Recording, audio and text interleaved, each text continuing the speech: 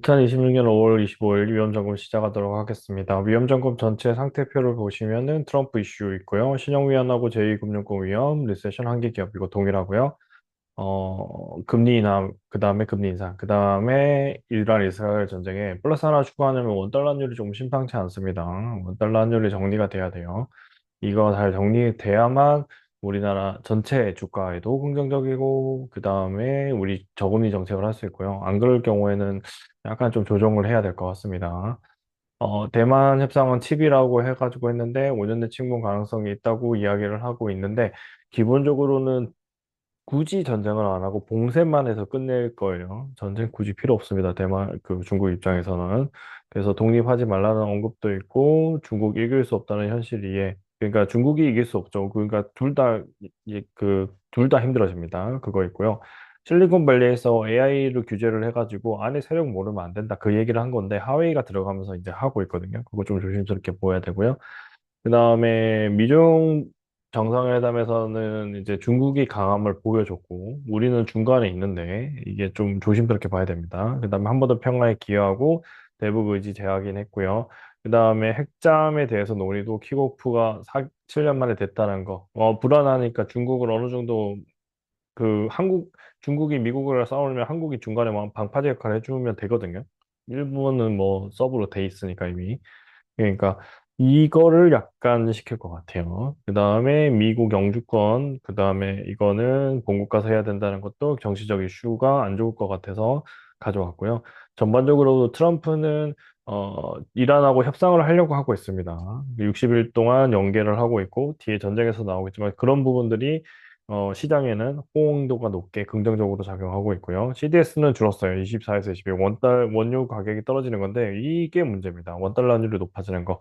미국에 대한 투자가 늘어나서 그런 건지 아니면 우리나라의 화폐 가치가 진짜 안 좋아지는 건지 미국이 금리 인상을 한다고 했는데 우리는 금리를 유지하니까 이런 상태가 벌어지는 건지 제일 마지막이 맞는 것 같거든요. 이게 좀 조심스럽게 보셔야 되고 그다음에 40억 달러 프로젝트 파이낸싱 그거에서 사모펀드 이거를 조심스럽게 해서 익스포저를 감축을 추진하고 있고 그다음에 기본적으로 소비자 금융에서는 투자자들의 복잡한 그런 신용 위험 시대가 시험대에 오른다. 기존에 있던 산업들이 과연 제대로 들어가나 그거에 대한 부정적인 내용이 있고요.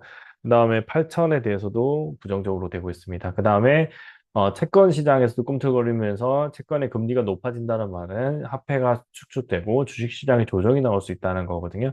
5월과 10월 사이에 조심스럽게 AI는 성장하는 거 맞습니다. 근데 과연 이게 지속 가능하냐에 대한 계속 물음표가 나오고 있습니다.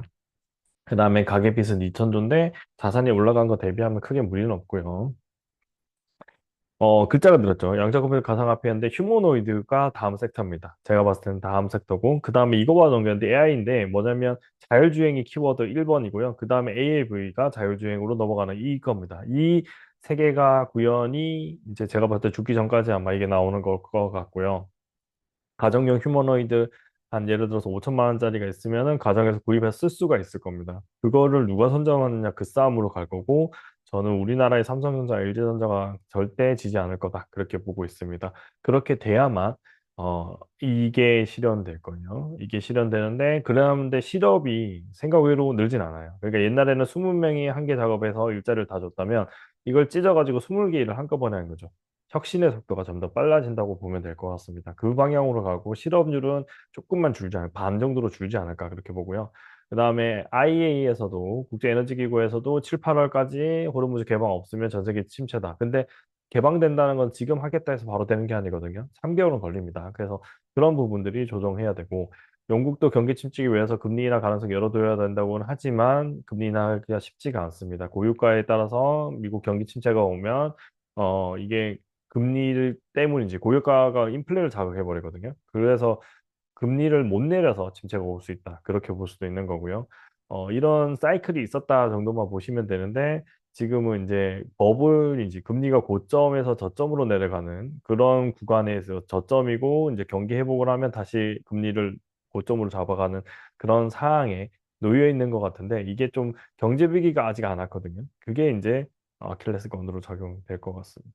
그다음에 미국 금리 인하, 일본 금리 인상인데 미국에서는 금리 인하가 물 건너간다는 표현을 쓰고 있어요. 인플레 2% 이상 되면 통화 긴축이 돼야 된다.